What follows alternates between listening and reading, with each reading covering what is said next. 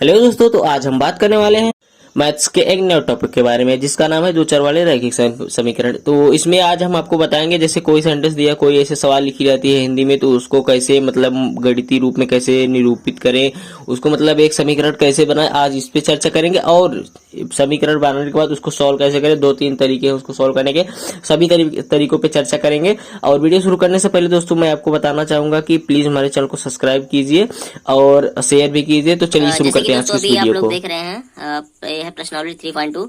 ये जैसे कि अभी मैंने आपको पिछली वीडियो में बताया था कि हम लोग जो है क्लास 10 की मैथ पढ़ाना स्टार्ट कर दिए हैं।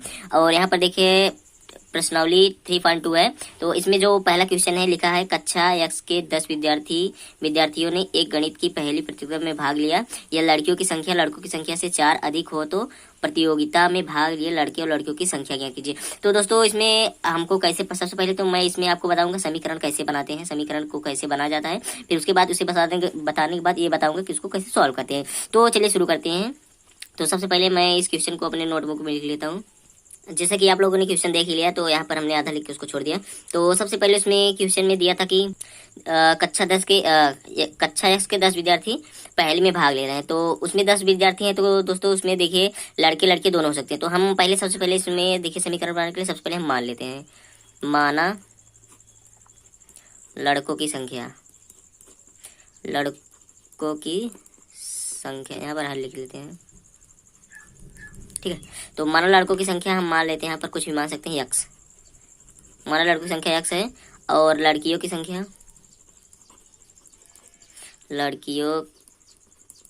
संख्या बराबर वाई मान लेते हैं, ठीक है। तो यहाँ पर हमने मान लिया है लड़कों की संख्या, मान लिया है एक्स है, लड़कियों की संख्या वाई है। तो चलिए ठीक है। तो अब देखिए अभी क्वेश्चन में पहले क्या दिया था, क्वेश्चन में सबसे पहले दिया था कि जो प्रतियोगिता है उसमें कुल कितने छात्र भाग ले रहे हैं, 10। तो लड़कों की संख्या एक्स और लड़कियों की संख्या वाई है। तो इस तरह हम लिख सकते हैं प्रश्नानुसार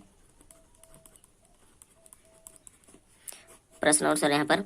तो सबसे पहले देखिए हमें क्वेश्चन में दिया है कि कुल 10 लड़के मतलब कुल 10 विद्यार्थी हैं जो प्रतियोगिता में भाग ले रहे हैं, उसमें लड़के लड़कियां दोनों हैं। तो यहाँ पर हमने मान लिया कि लड़कों की संख्या एक्स है, लड़कियों की संख्या वाई है। तो अगर ये एक तरह से समझे लड़के और लड़की दोनों मिलकर तो सभी विद्यार्थी बने हैं वहाँ पर। तो लड़के और लड़कियों की संख्या अगर हम जोड़ दें तो 10 के बराबर होनी चाहिए, क्योंकि जो विद्यार्थी है 10 है, उसमें लड़के और लड़की दोनों की संख्या का योग 10 है। तो सबसे पहले फर्स्ट प्रश्न अनुसार हम लिखेंगे एक्स प्लस वाई बराबर 10, क्योंकि लड़के और लड़की की संख्या टोटल कितना 10 दिया है, ठीक है। तो अब देखिए हमारा एक समीकरण ये बन चुका है। अब दूसरा समीकरण बन चुका है। दूसरा समीकरण हम लिखेंगे, ये लिखेंगे यहाँ पर फर्स्ट प्रश्न अनुसार, या अब यहाँ पर लिखेंगे सेकंड प्रश्न अनुसार। तो सेकंड प्रश्न अनुसार हमको क्या करना है, तो सबसे पहले यहाँ पर हमको फर्स्ट प्रश्न 10 दिया था, तो सेकंड प्रश्न अनुसार हमको ये करना है। देखिए इसमें दिया है कि यदि लड़कियों की संख्या लड़कों की संख्या से 4 अधिक हो। तो यहाँ पर हमको ध्यान देना पड़ेगा, यहाँ पर दिया है लड़कियों की संख्या लड़कों की संख्या से 4 अधिक है।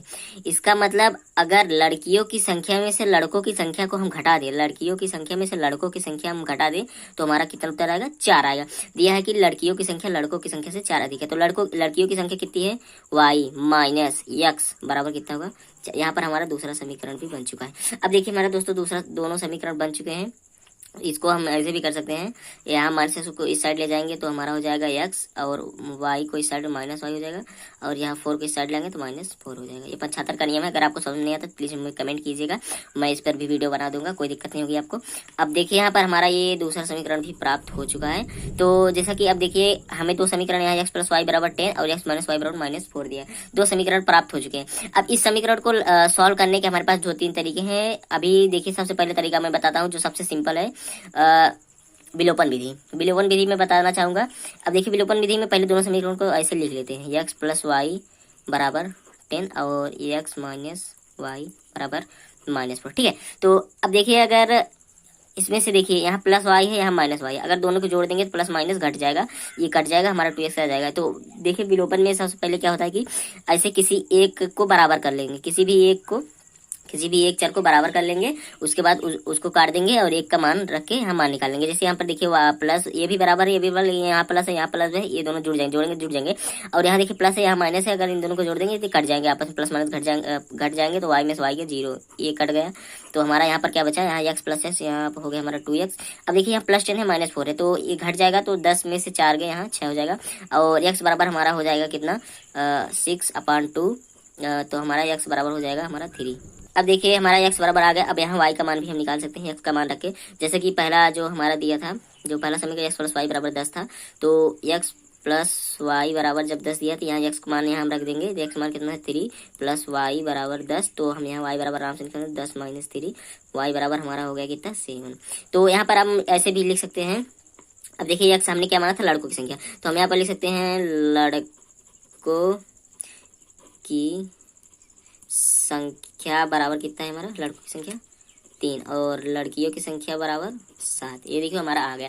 तो इसमें मैंने आपको एक विधि बता दी, विलोपन विधि। अब दूसरी विधि मैं बताना चाहूंगा, उस विधि का नाम है प्रतिस्थापन विधि। ये भी बहुत सिंपल विधि है, आइए समझ लेते हैं आराम से, आसानी से। इसी समीकरण से बता दूंगा, आपको और भी आसानी से समझ में आ जाएगा। अब देखिए हम आपको बताने वाले हैं प्रतिस्थापन विधि। प्रतिस्थापन विधि देखिए वही दोनों समीकरण है। और एक बात मैं बताना चाहूंगा, विधि चाहे जो भी, उत्तर वही आएगा, उत्तर नहीं चेंज होगा, उत्तर वही आएगा। तो इसमें प्रतिस्थापन विधि में क्या करते हैं, सबसे पहले समीकरण एक से सॉल्व करेंगे। तो समीकरण एक x प्लस वाई बराबर हमारा कितना है 10 है, तो इसको इस साइड पर छांतर कर लेंगे, तो x बराबर कितना होगा 10 माइनस वाई। ठीक है, अब देखिए अब यहाँ पर x का मान समीकरण 2 में रखने पर, ठीक है, तो x का मान हमारा यहाँ पर देखिए यहाँ पर आ चुका है, x बराबर 10 माइनस वाई। तो इसका मान जो है समीकरण 2 में हम रख देंगे। तो समीकरण 2 हमारा क्या है, x माइनस वाई बराबर -4 है। ठीक है, तो यहाँ x के स्थान पर 10 माइनस वाई रख देंगे। ठीक है, इसको ब्रैकेट में माइनस वाई बराबर -4। तो इसको जब हम निकालेंगे तो हमारा क्या होगा, 10 minus y is equal to -4। तो यहाँ पर देखिए माइनस वाई ये हो गया 10 माइनस 2i। ठीक है, -4। तो ये जो 10 है इस साइड जाएगा, तो ये देखिए यहाँ पर माइनस है, यहाँ पर प्लस है, इस साइड जाएगा तो ये भी माइनस हो जाएगा। तो -2i is equal to -4 minus 10, तो हमारा हो जाएगा माइनस में 14। ठीक है, तो -2i इज इक्वल टू -14, यहाँ माइनस माइनस हम कैंसिल कर सकते हैं, तो हमारा आ गया 2i बराबर 14 आ गया। तो हम y बराबर क्या लिख सकते हैं, y बराबर 14/2। तो देखिए y बराबर हमारे 7 आ चुका है। ठीक है, जैसा कि अभी देखिए हम विलोपन विधि से लगाएंगे, y बराबर 7 है, यहाँ भी y बराबर 7 आ ही गया है, y बराबर 7। अब ऐसे जैसे उसमें किए थे मान रख दिए थे, ऐसे इसमें y का मान समीकरण 1 में रख देंगे, y का मान समीकरण 1 में। ठीक है, y का मान समीकरण 1 में रख देंगे, तो हमारा x प्लस समीकरण 1 यही है ना बराबर 10। तो x प्लस y का मान कितना है 7 है बराबर 10। ठीक है, रख दिए हम। तो x का मान हमारा आ गया 10 माइनस 7, x इक्वल टू 3। अब देखिए जो अभी उसमें आंसर आया था, इसमें भी वही सेम उत्तर आपको देखने को मिल सकता है। यहाँ पर x बराबर 3, y बराबर 7, वहाँ भी x बराबर 3, y बराबर 7 ही आया था। तो अभी देखिए हमने आपको 2 बता दिए हैं। अभी एक विधि और वो क्या रैखिक वाला है, तो उसको भी बता देते हैं इसी में। वो भी सिंपल है, कोई दिक्कत नहीं है, आपको समझ में आ जाएगा। तो ये रैखिक वाला भी हम आपको बताने जा रहे हैं। तो इसमें सबसे पहले क्या करना पड़ेगा हमको, ऐसे बॉक्स बनाने पड़ेंगे। सबसे पहले बॉक्स बना लेते हैं। देखिए यहाँ पर मैंने बॉक्स बना लिया, और इसको जो समीकरण 1 लिया सबसे पहले, इसको पक्षांतर उधर कर दिया, y को उधर पक्षांतर कर दिया, तो हमारा आ गया x बराबर 10 माइनस वाई। यहाँ पर देखिए x बराबर 10 माइनस वाई रख दिया, और नीचे y रख दिया। अब देखिए हम y का मान रखेंगे जितना इसमें रखेंगे पहले y का मान, फिर इस समीकरण में रखेंगे जितना, ऐसे लिखते चले जाएंगे। तो सबसे पहले हम y का मान रख देते हैं 0। ठीक है, y का मान 0 रखेंगे, तो x मान कितना आएगा, यहाँ 10 में से 0 गए 10 ही आ जाएगा, कोई दिक्कत नहीं है। अब हम y का मान रखना चाहते हैं 5। y का मान अगर हम 5 रख देते हैं, ठीक है, y का मान 5 रख देते हैं, तो 10 में से यहाँ x बराबर क्या हो जाएगा, 10 माइनस वाई बराबर, मतलब 10 माइनस 5 बराबर हमारा 5 ही आ जाएगा। अब y का मान हम रखना चाहेंगे, मान लीजिए 7 रख दें। y का मान 7 रख दे, तो 10 में से यहाँ 7 जाएगा, तो यहाँ 3 आ जाएगा, कोई दिक्कत नहीं है। अब y का मान हम 10 रख देते हैं, y का मान 10 रख देते हैं, तो x का मान हमारा 0 आ जाता है। चलिए ठीक है, अब देखिए एक बॉक्स बन गया। अब एक समीकरण तो हो गया, अब इसका भी ऐसे ही बॉक्स हमको बनाना पड़ेगा।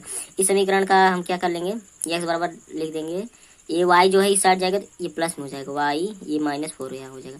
तो इसका भी एक बॉक्स बना लेते हैं आसानी से। और देखिए जैसे इसका भी एक बॉक्स बन चुका है। तो यहाँ पर देखिए हम y का मान रखेंगे, यहाँ x का मान आएगा, तो y का मान हम 0 रख देंगे सबसे पहले, तो यहाँ -4 आ जाएगा। ठीक है, अब हम y का मान 4 रखना चाहें, y का मान अगर हम 4 रखेंगे तो यहाँ पर 0 आएगा, क्योंकि यहाँ +4 या -4 0 ही आएगा। अब हम y का मान लीजिए 7 रख देते हैं। 7 रखेंगे तो यहाँ 3 आ जाएगा, और 10 रख देंगे तो यहाँ पर क्या आ जाएगा हमारा 10 में से 4 के यहाँ पर 6 आ जाएगा। ठीक है, अब देखिए हमारा दोनों बन चुका है। अब हमको एक ग्राफ बनाना है। सबसे पहले एक ग्राफ बना लेते हैं।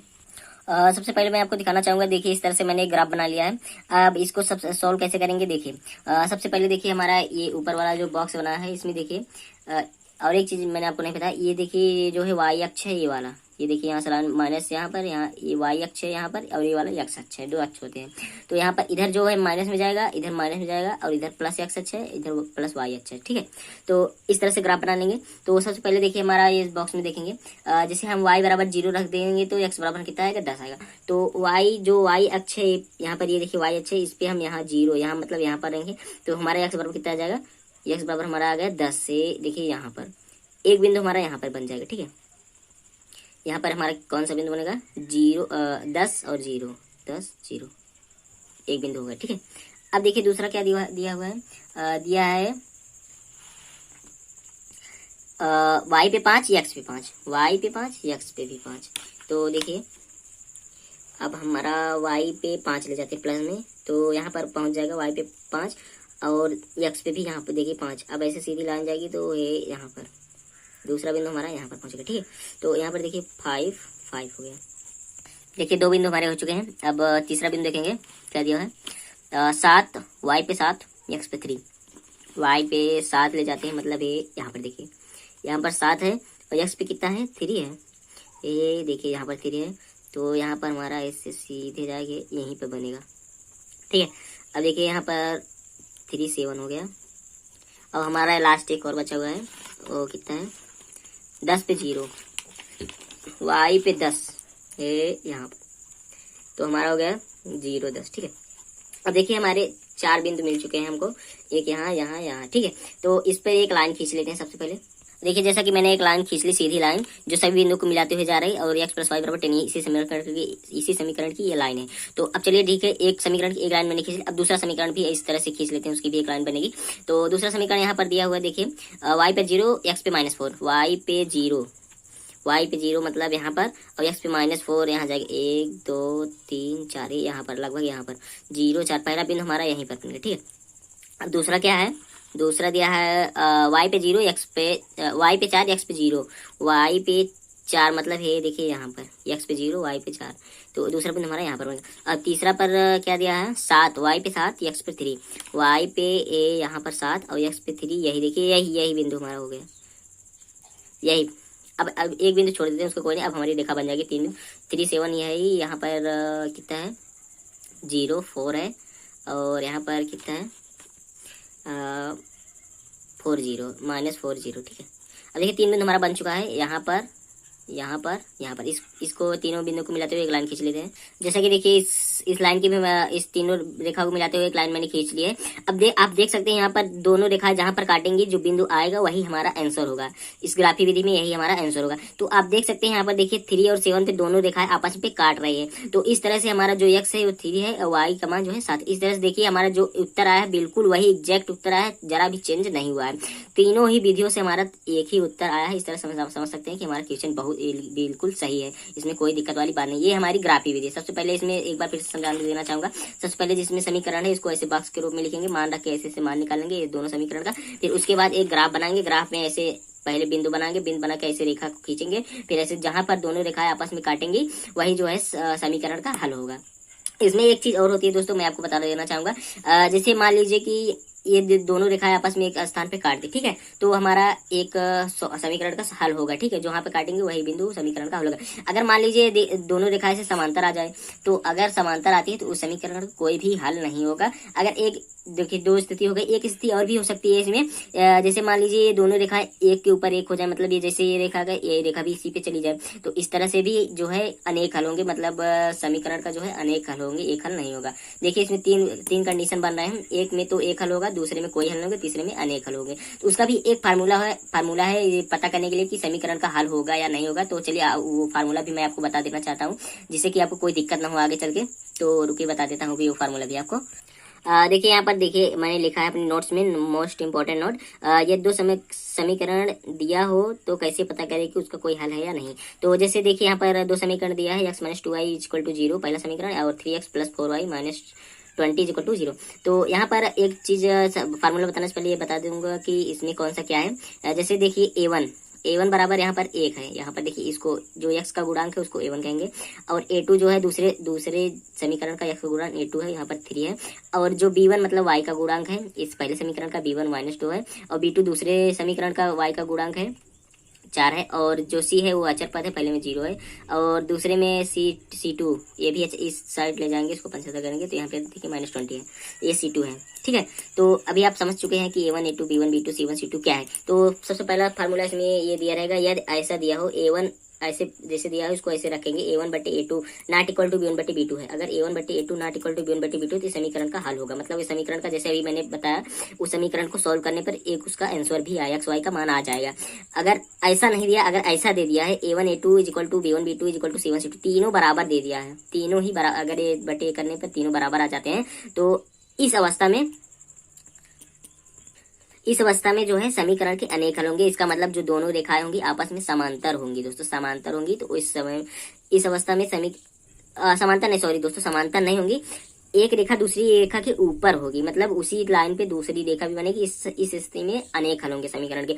और तीसरी स्थिति ऐसी आ जाएगी जैसे मैंने आपको बताया, a1 upon a2 equal to b1 upon b2 not equal to c1 upon c2। अगर ऐसी अवस्था आ जाती है तो दोस्तों इस अवस्था में समीकरण का कोई हल नहीं होगा, ग्राफ में दोनों रेखाएं आपस में समांतर स्थिति में पाई जाएंगी। जैसा कि अभी आपको समझ में आ चुका होगा, तो चलिए ठीक है, आप इसको एक बार चाहे तो स्क्रीनशॉट भी ले सकते हैं दोस्तों, कोई दिक्कत नहीं है। तो चलिए आज की वीडियो बस यहीं खत्म करते हैं, और प्लीज हमारे चैनल को सब्सक्राइब कीजिए, वीडियो को शेयर कीजिए।